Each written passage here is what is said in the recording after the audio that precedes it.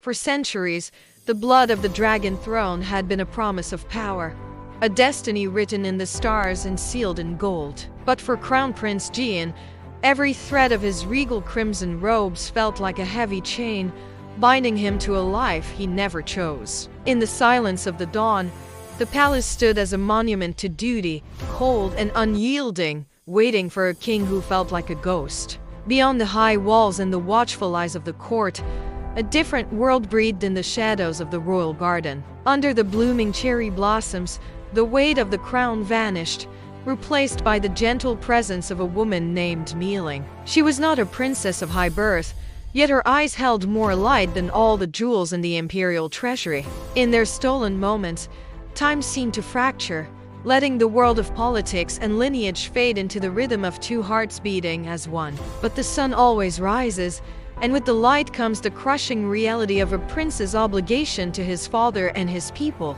The king spoke of legacy and the strength of the bloodline, unaware that his son's heart was already wandering far from the palace gates. While one world demanded his leadership, the other world wept in silence, hidden away in a humble courtyard where love felt like a crime. Mealing held a silk handkerchief, a token of a love that the laws of the land would never allow to bloom in the open. The choice was a jagged edge, cutting between the honor of a thousand-year dynasty and the simple peace of a shared life. A throne is a seat for a ruler, but a hairpin is anchor for a man. Jian realized he could not be both a king and a soul. With a steady hand, he dipped his brush into the ink, writing words that would end a prince's life and begin a man's journey. He removed the jade crown, the very symbol of his identity, and placed it beside the letter. It was no longer his to carry. As the final stars faded and the horizon began to glow with the first breath of dawn, the palace gates opened for the last time.